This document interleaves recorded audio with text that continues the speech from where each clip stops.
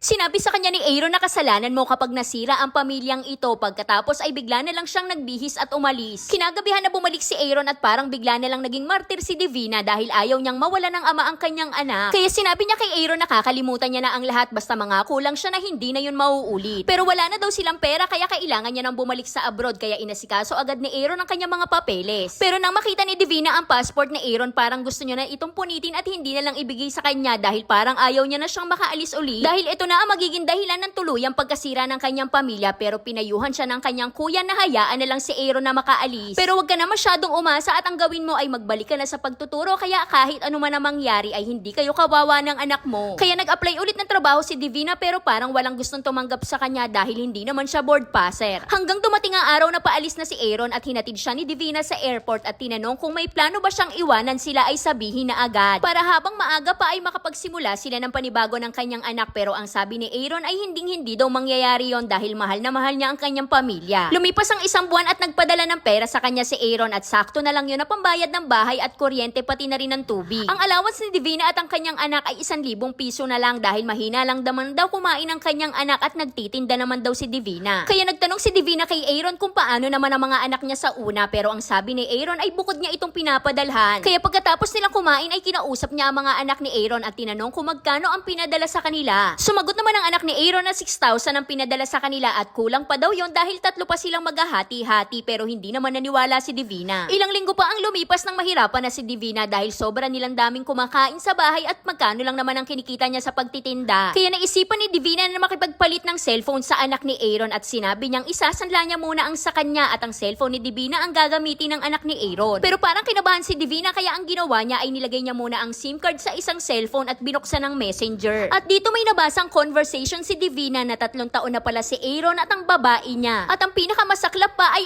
alam lahat ng mga anak ni Aaron ang relasyon ni Aaron sa iba niyang babae at tanging si Divina lang ang hindi nakakaalam. Kaya parang gusto na lang maglaho ni Divina sa kanyang kinatatayuan, kaya bago siya pumunta ng sanlaan ay nagpunta muna siya ng simbahan. Napatanong na lang si Divina na kung bakit sa dinami-dami ng babae sa mundo, bakit siya pa na naging mabuting asawa naman kay Aaron. Hanggang sa nilapitan siya ng kanyang anak at tinanong na, "Mama, bakit ka umiiyak? Nag-away ba kayo ni Papa at wag ka nang umiyak?" Kaya umuwi na lang ng bahay si Divina na parang walang nangyari at kunwari na lang na naisanla niya ang cellphone para lang talaga makita niya ang conversation. May plano na pala talaga si Aaron na iwanan silang lahat sa inuupahan nilang apartment at hindi na siya papadala ng pera kundi allowance na lang para sa kanyang anak. Kaya tinawagan ni Divina ang babae ni Aaron at sinabi niyang, "Nakikiusap ako sa iyo bilang isang ina. Ayaw ko mawala ng ama ang anak ko, ayaw kong lumaki siya na walang ama na maggagabay sa kanya. Sabi mo dalaga ka, baka pwedeng makahanap ka na lang ng iba. Yung kagaya mo na walang obligasyon at walang responsibilidad sa iba, pero ang tanging sagot niya lang sa akin ay magpasalamat ka na nakakasama pa ng anak mo ang tatay niya. Dahil kung ako lang ang masusunod ay hindi ko napapauwiin ng Pilipinas si Aaron. Magtrabaho ka para mabuhay mo ang anak mo, hindi yung iaasa mo lahat sa tatay niya." Kaya simula ng araw na yon ay nag-isip si Divina ng paraan para makaalis sa lugar na yon. Alam niyang napakahirap dahil nasa kanya din ang kanyang mga pamangkin pati na rin ang kanyang anak dahil sobrang mahal ng pamasahe. Walang kapera-pera si Divina at sobrang dami niya pang utang, kaya isa lang ang naisip niyang paraan kundi ang makapag-abroad ulit. Kaya kahit ayaw niyang iwanan ng kanyang anak ay naglakas siya ng loob na nakiusap sa kanyang pinsan na magpatulong na makaalis ulit papunta ng ibang bansa. Isang buwan ang lumipas at nagkaroon na ng visa si Divina. Ito din ang araw ng pagdating ng kanyang tita na pinakiusapan niyang mag-alaga sa kanyang anak pati na rin sa kanyang mga pamangkin. Pero maaga ang flight ni Divina at gabi pa darating ang kanyang tita, kaya nakiusap siya sa kanyang kapitbahay na baka pwedeng siya muna ang tumingin sa mga bata. Tulog na tulog pa ang anak ni Divina bago siya umalis ng bahay dahil ayaw niyang makita siya ng kanyang anak na aalis dahil baka magbago pa ang kanyang isip. Pagdating ni Divina sa airport, sa kanya lang tinawagan ng kanyang anak na umiiyak at tinatanong kung nasaan na daw ba siya, bakit wala siya sa kanyang tabi. Sobrang sakit sa loob ni Divina na marinig niya ang kanyang anak dahil ito ang unang araw na magkakalayo sila sa loob ng 4 na taon simula nang ipinanganak niya ang bata. Lumipas ang halos 3 taon na umuwi na ng Pilipinas si Divina at dumiretso siya sa Maynila dahil lumipat na doon ang kanyang tita pati na rin ang kanyang anak. Dahil ang gustong mangyari ni Aaron ay magtutulungan silang dalawa sa pagbabayad ng bahay, tubig, kuryente sa probinsya. Maghahati din daw sila pati sa pagkain ng mga anak ni Aaron pati sa sahod ng kanyang tita. Nung una ay pumayag si Divina pero kalaunan ay narealize niya na hindi siya nag-abroad o lumayo para saluhin ang responsibilidad ni Aaron para sa mga anak niya at sa anak ni Divina. Kaya imbes na bayaran ni Divina ang mga bayarin na nakatoka sa kanya ay ipinambili niya na lang yun ng ticket para sa kanyang tita at sa kanyang anak para makauwi na ng Maynila. At nitong nakaraang taon lang ay umuwi na ng Pilipinas si Divina at nagpunta siya ng DSWD at kinausap niya ang kanyang kaibigan na magpanggap na taga taga-DSWD para takutin si Aaron na magsustento sa kanyang anak dahil halos 2